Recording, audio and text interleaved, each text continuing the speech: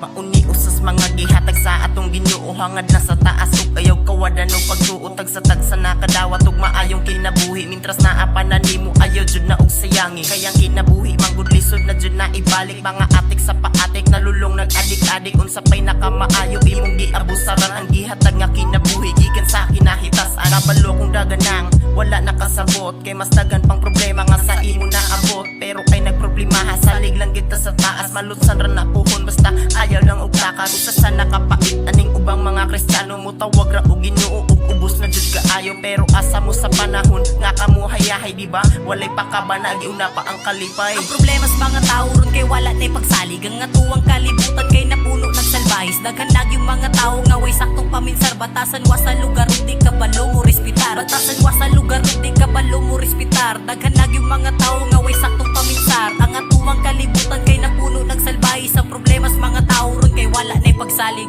Ikaduha nga berso akong ipahinungod, sa ulitawo og dalaga di nahapit ka luhod. Kay walay laing sulod sa utok, puro na lang kwarta. Masuko pas mama og di tagaan og pandota.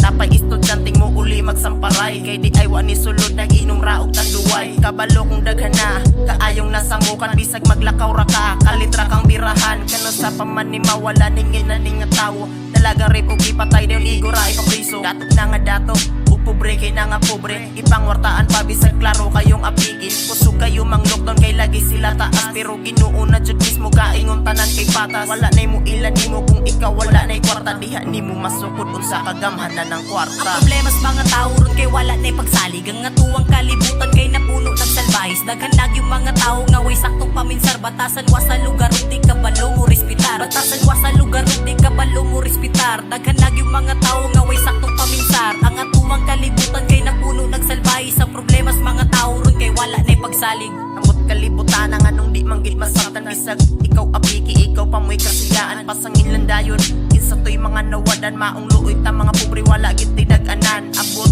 kasuhanay kwarta gyapon gipadagan, dali ra bukan og ulo basta kay dili ka kwartaan. Nganong manggid ni dili na ba ni masulban, musukol ka gobyerno imo ngalan pay mangilan. Lisod bagyod na nga tabangan mi mga pobre, kami pay daog-daog kung lisod gani palit og kape. Grabe bitaw jud ka lisod ning kinabuhi pobre, wala kay madaganan ultimong imong parente. Pero kining tanan basira pud sa kong nakita, pait manggod kaayo permirata nilang bata. Sa ngalan sa amahan, sa anak ug sa espiritu, permi natong ibutang sa kasing-kasing ang Ginoo. Ang problema sa mga tao ron kay wala nay pagsalig, ang atuwang kalibutan kay napuno ng salbayis. Daghan lag yung mga tao nga way saktong paminsar, batasan wa sa lugar ug di kabalo mo respitar. Batasan wa sa lugar ug di kabalo mo respitar. Daghan lag yung mga tao nga way saktong paminsar, ang atuwang kalibutan kay napuno ng salbayis. Ang problema sa mga tao ron kay wala nay pagsalig. Ang problema sa mga tao ron kay wala nay pagsalig, ang atuwang kalibutan kay napuno ng salbayis. Daghan lag yung mga tao nga way saktong paminsar, batasan wa sa lugar ug di kabalo mo respitar. Batasan wa sa lugar ug di kabalo mo respitar. Daghan lag yung mga tao nga way saktong paminsar, ang atuwang kalibutan kay napuno ng salbayis. Ang problema sa mga tao ron kay wala nay pagsalig.